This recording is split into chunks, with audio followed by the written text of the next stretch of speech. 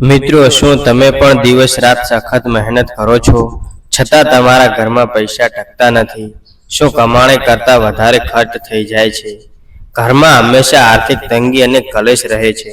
જો તમારો જવાબ હા છે, તો આજના વિડીયોમાં ફક્ત અને ફક્ત તમારા માટે છે.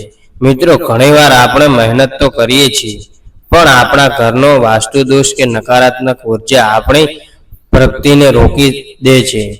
આજે હું તમને વાસ્તુશાસ્ત્ર અને જ્યોતિષ શાસ્ત્રનો એક એવો અચૂક અને ગુપ્ત ઉપાય જણાવવા જઈ રહ્યો છું, જે સીધો આંબાની કેરી સાથે જોડાયેલો છે. હા, તમે સાચું સાંભળ્યું. ફળોનો રાજા કેરી. કેરીની સિઝન ચાલી રહી છે, પણ શું તમે જાણો છો કે ખાવા સિવાય પણ કેરીનો એક એવો તાંત્રિક અને વાસ્તુ ઉપાય છે, જે તમને છપ્પર ફાડીને ધનવાન બનાવી શકે છે? આંબાની કેરીમાં માત્ર એક જ વસ્તુ મૂકવાની છે. આ એક વસ્તુ મૂકતા જ માતા લક્ષ્મી સીધા તમારા ઘરમાં વાસ કરશે. પણ આ વસ્તુ કઈ છે અને તેને કઈ દિશામાં રાખવાની છે, તે જાણવા માટે વિડીયોને અંત સુધી જરૂર જોજો, કારણ કે જો વિધિમાં એક પણ ભૂલ થઈ તો ફળ નહીં મળે. મિત્રો, હિન્દુ ધર્મમાં કોઈ પણ પૂજા કે શુભ કાર્ય આંબાના પાન વિના અધૂરું છે. કળશ સ્થાપન હોય કે ઘરના મુખ્ય દરવાજા પર તોરણ બાંધવાનું હોય, આપણે આંબાના પાનનો જ ઉપયોગ કરીએ છીએ. કેમ? કારણ કે આંબાના વૃક્ષમાં દેવતાઓનો વાસ માનવામાં આવે છે. વાસ્તુશાસ્ત્ર અનુસાર આંબાનું ઝાડ સકારાત્મક ઉર્જાનો સૌથી મોટો સ્ત્રોત છે. તેની સુગંધ અને તેના ગુણો નકારાત્મકતાને ખેંચી લે છે. હવે વાત કરીએ કેરીની. પાકી કેરીનો પીળો રંગ સીધો ગુરુ ગ્રહ સાથે જોડાયેલો છે. જ્યોતિષમાં ગુરુ ગ્રહને ધન, સમૃદ્ધિ અને યજ્ઞનો કારક માનવામાં આવે છે. જ્યારે ગુરુ મજબૂત થાય છે, ત્યારે ગરીબી આપોઆપ દૂર થઈ જાય છે. આંબાની કેરી તમારા ઘરમાં વાસ્તુ દોષને દૂર કરવાની તાકાત ધરાવે છે. પણ આ તાકાત ત્યારે જ જાગૃત થાય છે, જ્યારે તમે વાસ્તુશાસ્ત્રમાં જણાવેલી તે ખાસ વસ્તુ મૂકવામાં આવે. તો મિત્રો, તમારે વધારે સમય ન લેતા હું તમને જણાવી દઉં કે તે ચમત્કારી વસ્તુ કઈ છે. તમારે પાકી કેરી અને મીઠી કેરીની અંદર જે વસ્તુ છુપાવવાની છે, તે છે ફૂલવાળું લવિંગ.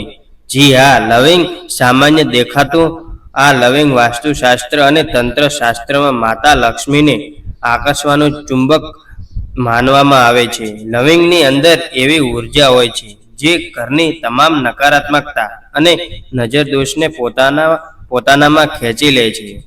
ધ્યાન રાખો મિત્રો, લવિંગ ખંડિત ન હોવું જોઈએ. તેની ઉપર ફૂલ હોવું ફરજિયાત છે. જ્યારે કેરી, જે ગુરુ ગ્રહની પ્રતીક છે, અને લવિંગ, જે માતા દુર્ગા અને લક્ષ્મીને પ્રિય છે, આ બંનેનું મિલન થાય છે, ત્યારે એક એવી ઉર્જા ઉત્પન્ન થાય છે, જે બંધ કિસ્મતના તાળા ખોલી નાખે છે.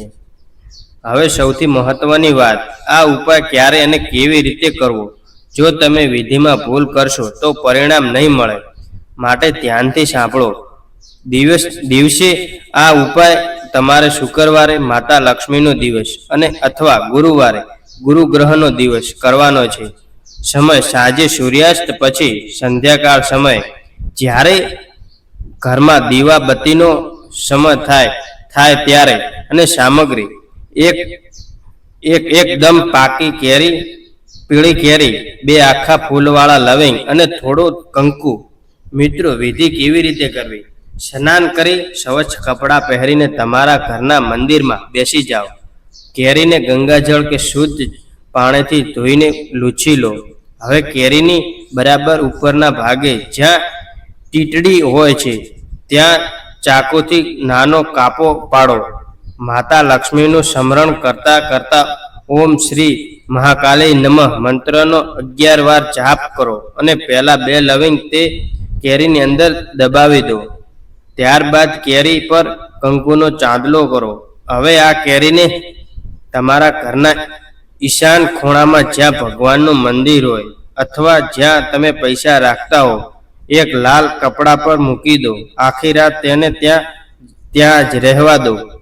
મિત્રો, વાસ્તુશાસ્ત્રના કોઈ પણ ઉપાય કરતી વખતે કેટલીક સાવધાની રાખવી ખૂબ જ જરૂરી છે. સૌથી પહેલી શરત, આ ઉપાય એકદમ ગુપ્ત રીતે કરવાનો છે. જ્યારે તમે આ વિધિ કરતા હો ત્યારે ઘરમાં કોઈ તમને ટોકે નહીં, તેનું ધ્યાન રાખો.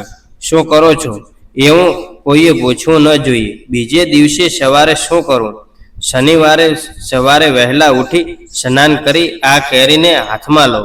તમારા મનની જે પણ આર્થિક ઈચ્છા છે, દેવું મુક્ત થવાની જે પણ પ્રાર્થના છે, તે આંખો બંધ કરીને બોલો. ત્યારબાદ આ કેરીને લઈ જઈને ગાયને ખવડાવી દો. જો ગાય ન મળે તો કોઈ પીપળાના ઝાડ નીચે મૂકી આવો અથવા વહેતા શુદ્ધ પાણીમાં પધરાવી દો. ધ્યાન રાખો કે આ કેરી ઘરના કોઈ સભ્યએ ખાવાની નથી. જેવી ગાય માતા આ કેરી ગ્રહણ કરશે, સમજી લેજો કે તમારી ગરીબી અને નકારાત્મકતા તમારા જીવનમાંથી કાયમ માટે જતી રહે છે. મિત્રો, શ્રદ્ધા અને વિશ્વાસથી કરેલો કોઈ પણ ઉપાય ક્યારેય નિષ્ફળ જતો નથી. વાસ્તુશાસ્ત્રનો આ નાનો અમથો ઉપાય તમારા જીવનમાં સુખ, શાંતિ અને ધનની વર્ષા કરી શકે છે. જો તમને આ માહિતી ઉપયોગી લાગી હોય તો આ વિડીયોને તમારા મિત્રો અને પરિવાર સાથે જરૂરથી શેર કરજો, જેથી તેઓ પણ આનો લાભ લઈ શકે. વિડીયોને લાઈક કરવાનું ભૂલતા નહીં. માતા લક્ષ્મીની કૃપા તમારા અને તમારા પરિવાર પર હંમેશા બની રહે તેવી મારી પ્રાર્થના. કોમેન્ટમાં સાચા હૃદયથી જય માં લક્ષ્મી જરૂરથી લખજો. આવી જ વાસ્તુ અને જ્યોતિષની માહિતી માટે આપણી ચેનલને અત્યારે સબસ્ક્રાઈબર કરો. ધન્યવાદ. હર હર મહાદેવ મિત્રો.